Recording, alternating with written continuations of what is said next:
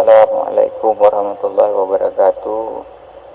Kang Abdul Halim yang saya hormati, saya Azman dari Kepulauan Riau. Saya mau nanya tentang rasa, Kang. Apakah rasa dan hidup itu sama atau dua hal yang berbeda? Karena tanpa hidup nggak mungkin ada rasa, tetapi kan rasa ada juga. Ada yang hidup tapi tidak ada rasa, seperti tumbuh-tumbuhan kan hidup tapi nggak ada rasa, walaupun kita pukul babak belur pun ya nggak menjerit dan nggak sakit kan gitu.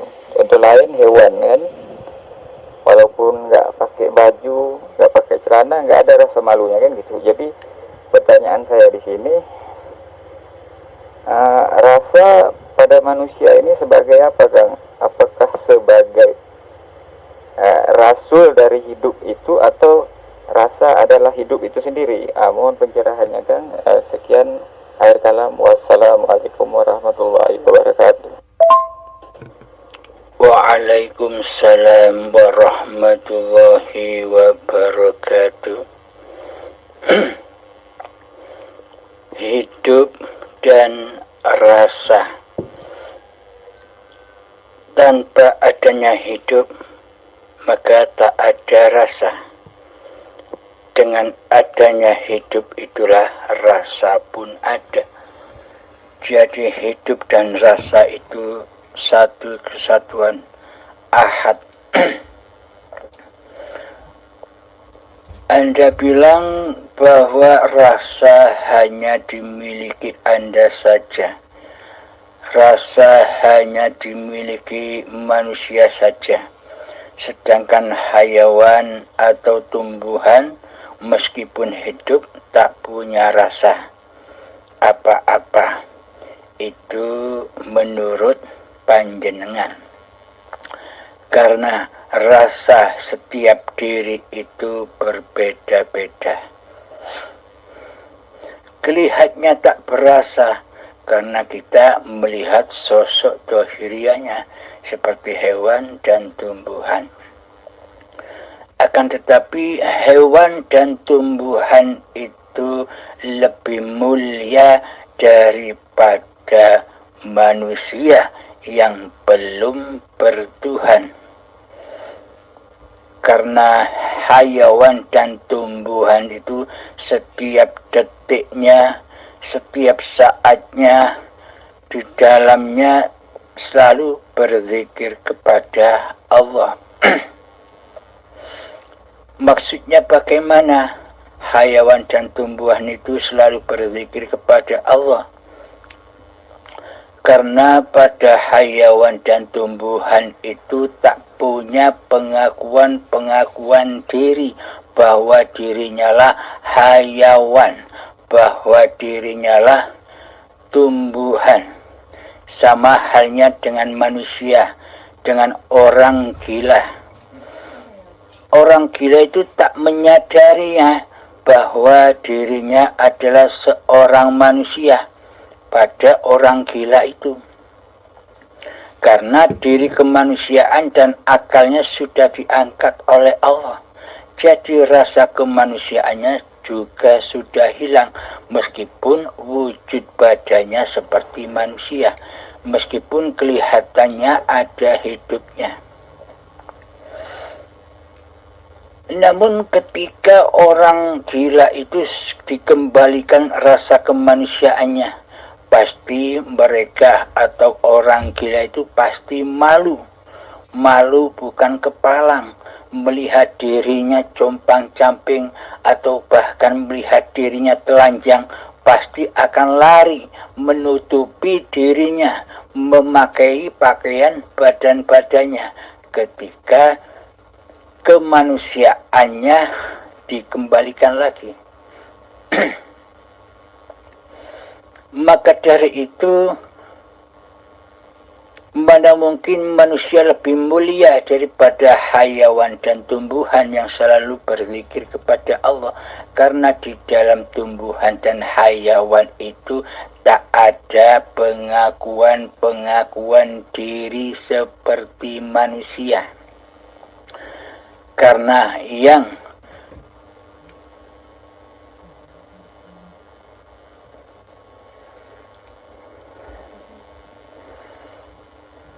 yang menawarkan diri membawa amanah-amanah dari Allah itu adalah hanya manusia yang mengacungkan diri kepada Allah bahwa manusia sanggup membawa amanah-amanah di dunia ini, sanggup membawa amanah-amanah kekhalifahannya di dunia ini.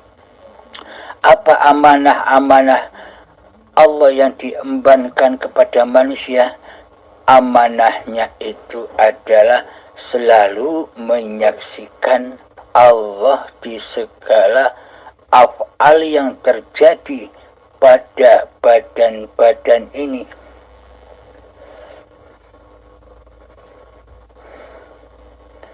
Wa ma khalaqtul jinna wal insa illa liya'budun. Tidak kuciptakan jin dan manusia hanyalah untuk mengabdi. Hanyalah untuk mengabdi. Bagaimana yang dimaksud mengabdi itu?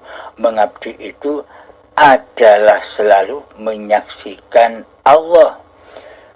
Akan tetapi diartikan di dalam syariat mengabdi itu yang menjalankan perintah dan menjauhi larangannya. Menjalankan perintah seperti sholat, ibadah, berbuat baik, dan sebagainya. Menjauhi larangan seperti berzina, mencuri, merampok, dan berburuk sangka kepada orang yang lainnya. Itu secara syariatnya, secara badaniahnya. Akan tetapi mengabdi di sisi hakikatnya adalah hati selalu menyaksikan Allah, bahwa hidup inilah Allah yang tiada lain sekutu baginya. Inilah yang dimaksud mengabdi di sisi Allah. Kekufuran di sisi Allah itu yang bagaimana? Di sisi Allah itu kekufuran adalah hati selalu mensekutukan Allah dengan diri manusianya. Jadi tugas manusia di bumi ini hanyalah untuk menyaksikan Allah. Bismillahirrahmanirrahim. Alastu birabbikum, apakah aku ini Tuhanmu? Manusia menjawab, ya, engkaulah Tuhanku, dan kami akan selalu menyaksikanmu dimanapun kami berada. Inilah tugas yang diemban oleh manusia, yakni hati selalu menyaksikan bahwa hidup ini Allah. Itulah nilai bahwa hamba sudah disebut Islam di sisi Allah, yakni pasrahnya hati, yakni selamatnya hati dari menyaksikan selain Allah. Inilah tujuan manusia dicipta. Inilah tujuan manusia mengabdi kepada Tuhannya.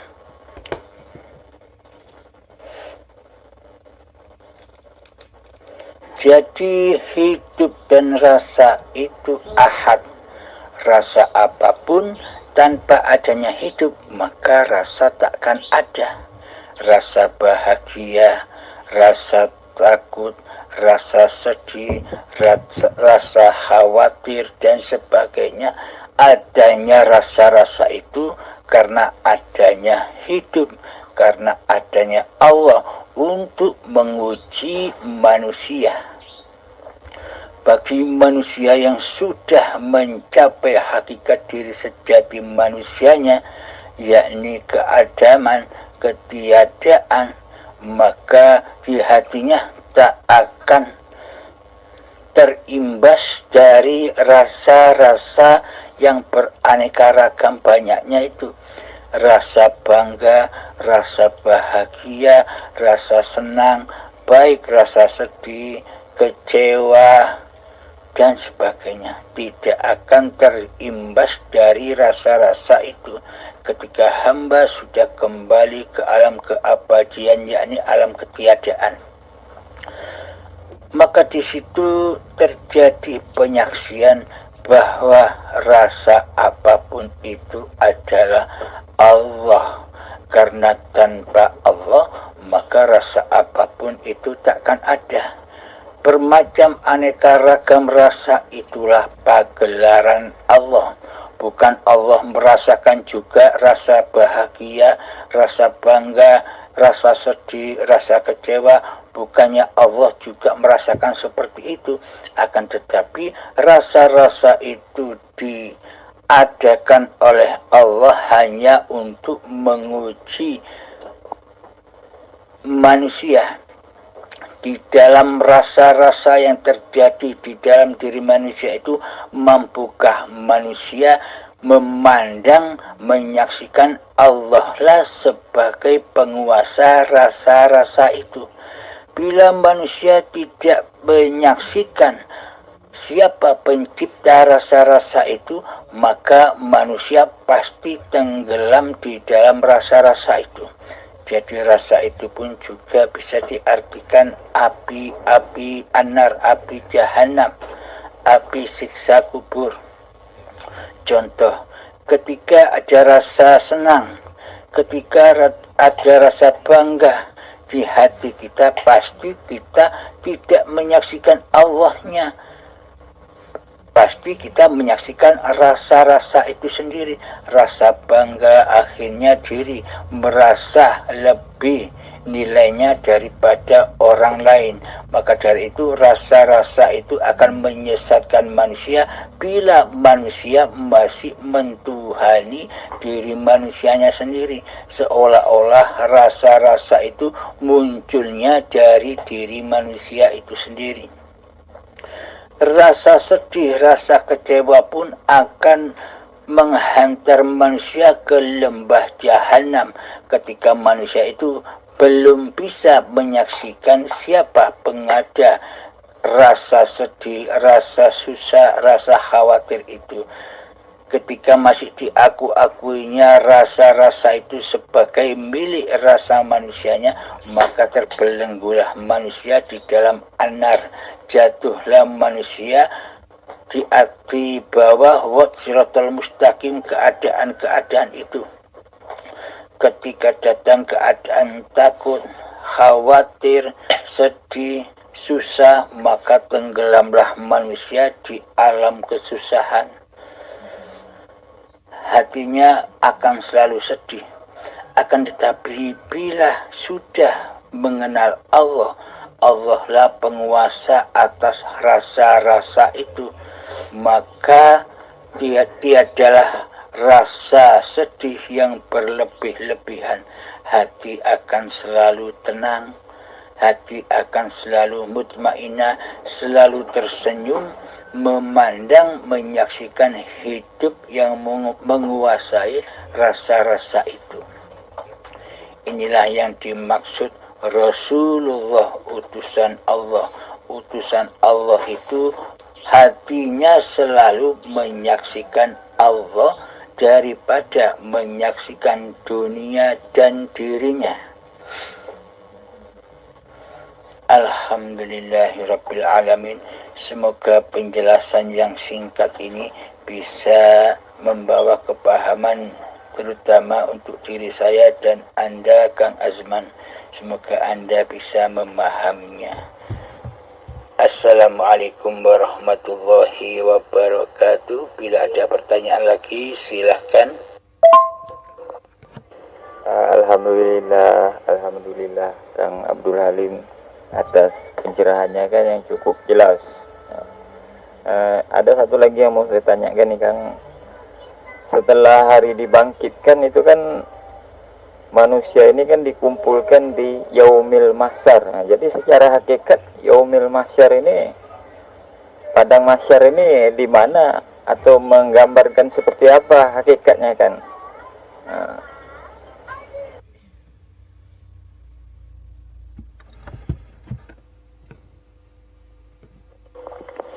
Alhamdulillahirabbil alamin. Pertanyaan yang kedua adalah hari kebangkitan dan padang mahsyar. di mana manusia dikumpulkan. Selama kita masih berpaham secara syariat, ketika kita masih duduk manis di dalam tatanan-tatanan ilmu syariat, maka semua alam-alam gaib yang katanya bakal terjadi besok itu diaplikasikan, pasti yang diaplikasikan, yang disangka oleh seluruh manusia adalah kejadian-kejadian dan peristiwa-peristiwa badan-badaniah, syariat-syariat, jasmani-jasmaniah. Karena ketika masih duduk di syariat, hamba yang disembah, yang menjadi tauhid-tauhidnya hati adalah masih badan-badannya. Seolah-olah badannya lah yang mempunyai sifat hidup, seolah-olah badannya lah yang berkuasa untuk bertindak tanduk, seolah-olah badannya lah yang mampu beribadah dan sholat serta sebagainya. Maka dari itu kabar-kabar, informasi-informasi tentang kedatangan alam-alam yang masih gaib bagi manusia pasti diindikasikan peristiwa itu peristiwa badan-badan manusianya. Akan tetapi Allah itu hanya menyaksikan, hanya memandang hati-hati manusia, bukan badan-badan manusia. Jadi semua peristiwa-peristiwa itu di sisi Allah babakan hati, bukan babakan lahir. Jadi yang dikisahkan oleh Allah di Al-Quran itu sejatinya, sebenarnya, hakikatnya, cerita-ceritanya batiniah. Yang dimaksud hari kebangkitan menurut di sisi manusia kan bangkitnya badan-badan ini, yakni bangkitnya badan ini besok kelak seperti kecambah nyukul satu persatu, nyukul serentak. Itulah yang dimaksud hari kebangkitan di sisi manusia. Padang mahsyar di sisi manusia terkumpulnya badan-badan ini, sejak badannya Nabi Adam sampai badannya manusia akhir zaman, semua dikumpulkan jadi satu. Inilah menurut pengertian-pengertian dalam tatanan ilmu syariat yang masih selalu memandang badannya lah yang diberhalakan, badannya lah yang dituhankan, sehingga menilai kisah-kisah yang demikian itu disambung atau dinisbatkan kepada cerita-cerita badan-badaniahnya seperti di dunia ini. Pada hakikatnya padang mahsyar adalah tempat asalnya cikal bakal badan ini, di mana cikal bakal ini bertempat sebelum menjadi badan. Pada padang mahsyar itulah yang disebut bumi, yakni tanah tempat berkumpulnya awal-awal kejadian cikal bakal badan. Inilah padang mahsyar, dikumpulkannya manusia, dikumpulkannya cikal bakal bahan-bahan terbentuknya manusia. Jadi pada mahsyar yang dimaksud itu ketika manusia sudah meninggal akan bertemu dengan padang mahsyarnya. Padang mahsyarnya tempat kembalinya, yakni tanah. Jadi berkumpul lagi ke alam kesejatiannya. Itulah yang dimaksud padang mahsyar. Kembalinya tanah, kembali kepada asalnya, tanah lagi.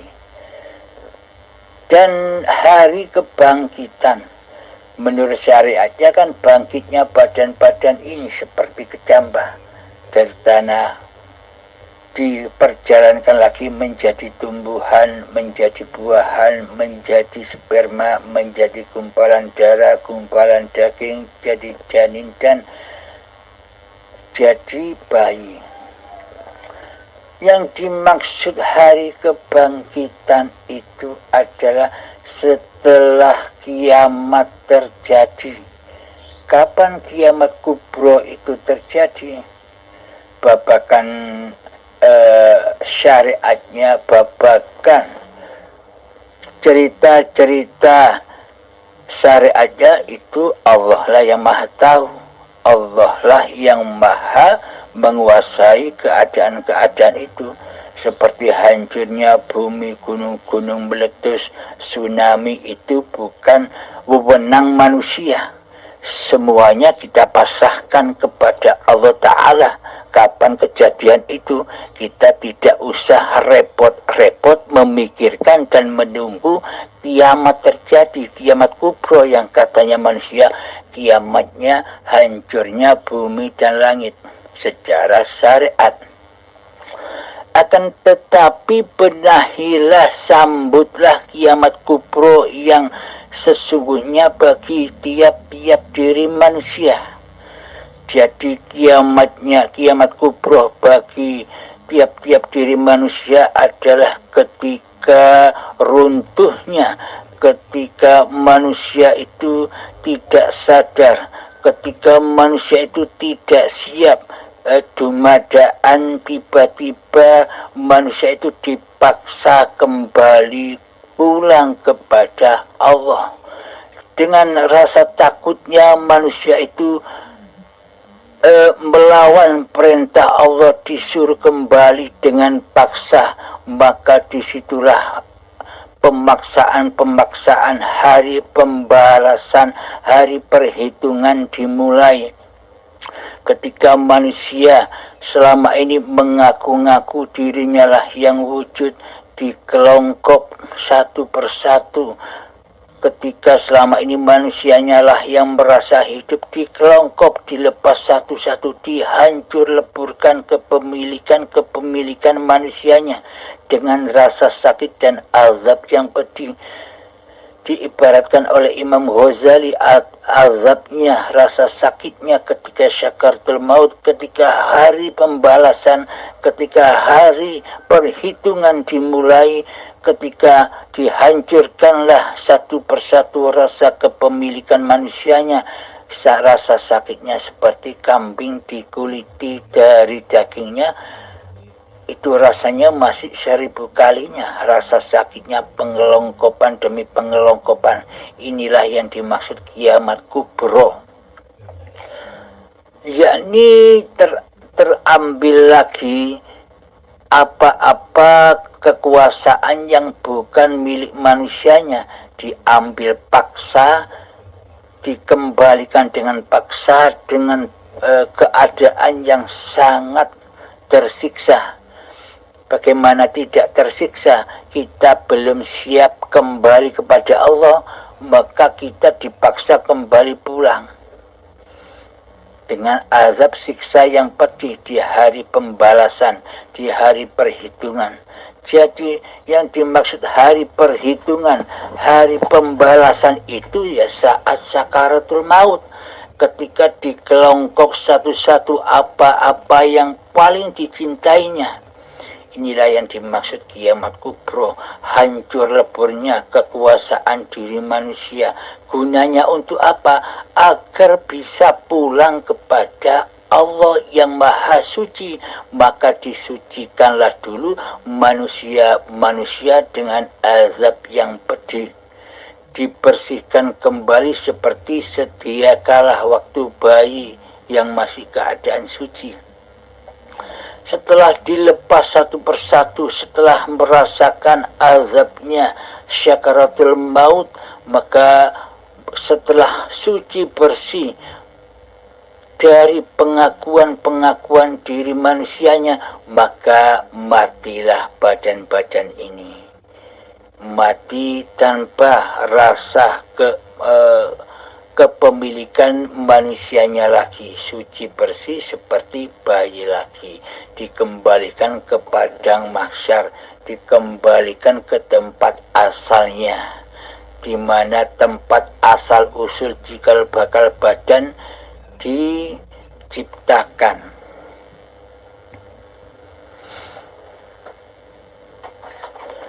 Yang dimaksud hari kebangkitan di sisi Allah itu, nah, kita bisa memilih. Kita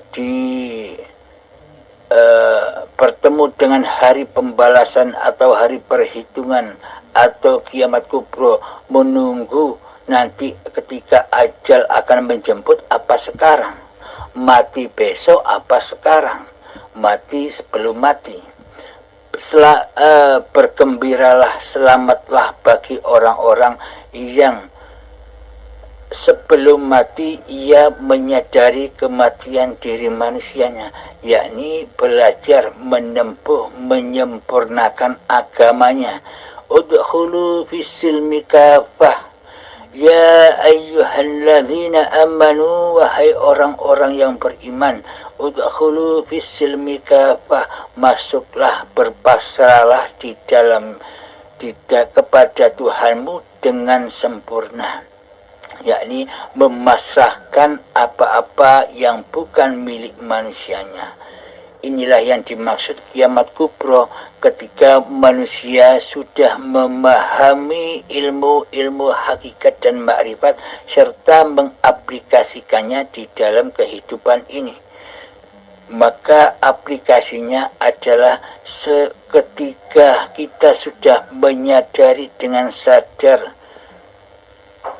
maka persembahkan lagi bahwa hidup ini bukan hidup manusianya, akan tetapi ternyata hidup inilah Allah. Inilah yang dimaksud hari kebangkitan, ketika setelah menghadapi kiamat-kiamat atau perontokan-perontokan, penghancuran-penghancuran kekuasaan diri manusianya selama ini. Setelah kekuasaan manusianya hancur lebur, kewujudan manusianya sudah tak diaku-akuinya lagi, kehidupan manusianya sudah tak diaku-akuinya lagi, kekuasaan manusianya sudah tak diaku-akuinya lagi, maka sirnalah kemanusiaannya, maka sempurnalah manusia kembali ke alam kesejatian dirinya yang adam, yang tak ada. Maka ketika selesai hari kiamat itu sudah dihancur leburkan, tak ada satupun makhluk yang hidup, maka Allah berfirman, adakah Tuhan selain aku? Maka hidup itu akan mengakui sejati dirinya. Bismillahirrahmanirrahim. Innani anallah, sesungguhnya aku ini Allah, la ilaha illa ana, tiada Tuhan selain aku, tiada hidup selain aku, kata Allah. Inilah yang dimaksud hari kebangkitan di sisi Allah. Hancur leburnya kemanusiaannya, bangkitlah hidupnya Allah. Bangkit bahwa hayat itu bukan hayatnya manusia, yakni hayatullah. Inilah yang dimaksud hari kebangkitan. Bila sudah bangkit yang seperti ini, maka pasti bisa beramal soleh. Bila sudah datang kesadaran yang seperti ini, pasti seluruh amaliyah badannya akan ternilai dengan amal yang soleh, karena yang berafal di badan ini sudah bukan afal manusianya. Afal manusianya sudah hancur lebur bersama ketiadaan diri manusianya. Yang ada hanyalah af'alullah. Af'alullah inilah yang dimaksud amal yang soleh di sisi Allah, yakni jadi hari kebangkitan itu bangkitnya esanya Allah di dalam setiap hati-hati manusia, yakni sudah tak terakuinya lagi bahwa hidup ini hidup manusianya, bahwa kuasa ini bukan kuasa manusianya. Pada intinya adalah alam lillahi ta'ala, alam akhirat, yakni pada akhir manusia sudah tidak menjadi Tuhan lagi, maka kembalilah lagi kepada Tuhannya. Inilah yang dimaksud hari kebangkitan itu. Alhamdulillahirrabbilalamin. Semoga keterangan dan paparan yang sedikit ini semoga bisa membawa manfaat, terutama pada diri pribadi saya dan kepada kita semua. Semoga Allah selalu membimbing kita dengan kasih sayangnya. Akhirul kalam. Assalamualaikum warahmatullahi wabarakatuh. Assalamualaikum warahmatullahi wabarakatuh. Kepada Kang Abdul Halim, sebelumnya saya ucapkan minal aidin wal faizin untuk Kang Abdul Halim sekeluarga kan. Alhamdulillah, Kang, segala puji bagi Allah. Ribuan terima kasih saya ucapkan kepada Kang atas petunjuk yang Kang Abdul Halim arahkan kepada saya agar saya mengamati hidup. Jadi setelah saya amati hidup, akhirnya saya menemukan sebuah kesadaran, Kang. Jadi setelah saya sadar, begitu menyadari Allah ini, akhirnya muncul sebuah ketentraman dan kedamaian yang belum pernah saya rasakan, kan gitu. Jadi sedikit ada yang mau saya tanyakan, Kang. Apakah menemukan Allah itu artinya kita menemukan kesadaran, sadar akan Allah, begitu? Karena selama ini kan bingung saya dengan surat Al-Kahfi 110 yang difirmankan Allah di situ, kalau nggak salah saya bunyinya, barang siapa yang hendak bertemu akan Tuhannya, hendaklah melakukan amal soleh dan jangan mempersekutukan Allah dengan sesuatu apapun. Jadi atas bimbingan dan petunjuk Kang Abdul Halim, di situ saya merasakan sebuah kesadaran yang selama ini tak pernah saya sadari, tidak menyadari akan hidup saya itu siapa yang berperan di sebalik kehidupan saya. Jadi atas bimbingan Kang Halim, alhamdulillah saya merasakan di sebalik kehidupan saya ini ada yang peran utama di sebalik itu. Nah, jadi pertanyaan saya, Kang, bagaimana untuk menjaga agar kesadaran itu tidak hilang dan terus tumbuh? Nah, sekian akhir kalam. Wassalamualaikum warahmatullahi wabarakatuh. Alhamdulillahirrabbilalamin. Pertanyaan yang ketiga tentang kesadaran diri. Bagaimana caranya kita agar selalu terjaga kesadaran ini, kesadaran akan Allah, bahwa hidup ini Allah. Alhamdulillahirrabbilalamin. Perlu kita ketahui bersama bahwa sadar Allah, bahwa selalu ingat bahwa hidup ini Allah, bukan rekayasa, bukan rasa diri manusianya yang masih merasa sadar diri manusianya akan Allah. bahwa hidup ini Allah, jika masih ada rasa manusianya, jika masih ada nama Kang Azmannya lah yang merasa sadar diri, yang merasa sudah menyadari diri bahwa diri Kang Azmannya tiada, bahwa hidup Kang Azmannya tidak ada kecuali hayatullah. Berarti ini masih babakan syariatnya, belum ketemu dengan siapa yang menyadarkan, karena masih adanya Kang Azmannya di dalam hati yang berasa sadar akan Allah.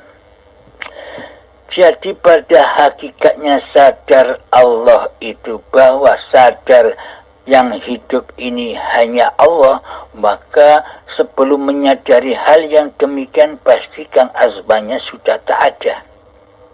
Kang Azmannya sudah kembali ke alam ketiadaannya.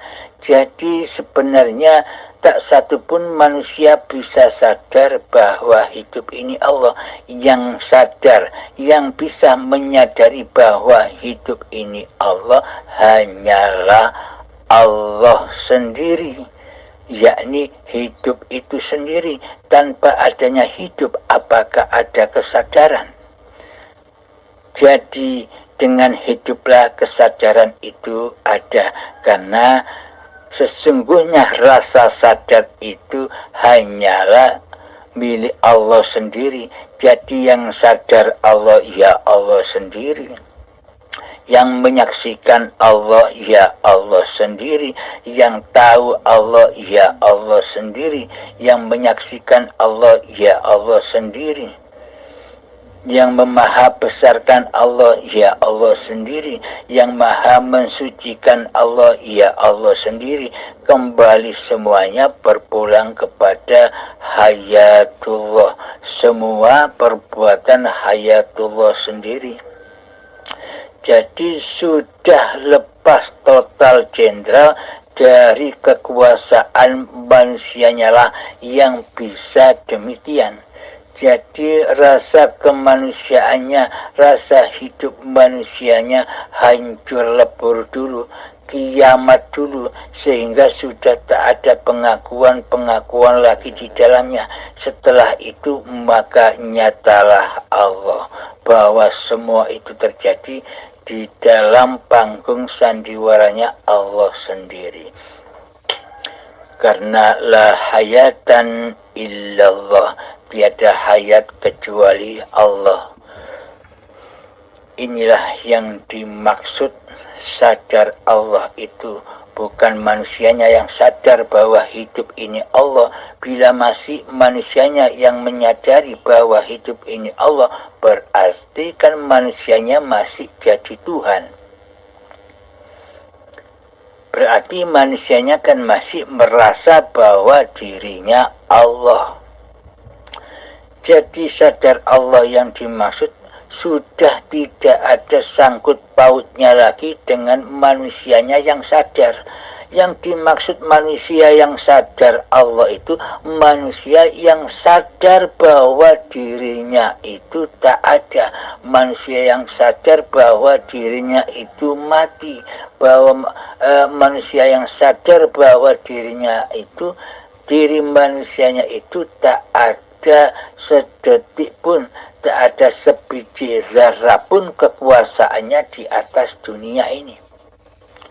Jadi bagaimana mungkin manusia merasakan sadar akan Allah sementara manusianya masih wujud menjadi penguasa di dalam kehidupan ini.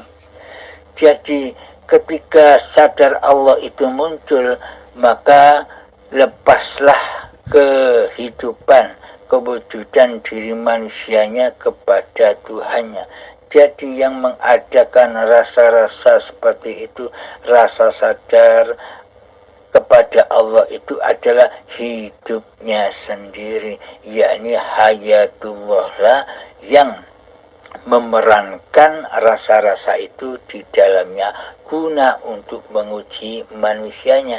Manusianya masih memandang dan menyaksikan diri manusianya apa sudah yang ada di dalam hati hanyalah Allah. Bila yang ada di hati hanyalah Allah, maka sudah terputuslah dari perbuatan manusianya. Inilah aplikasi dari la haula wala quwwata illa billah. Maka sudah terputuslah kemanusiaannya, karena tiada daya dan kekuatan hanyalah milik Allah. Bila hanya milik Allah, manusianya kan sudah tidak ada.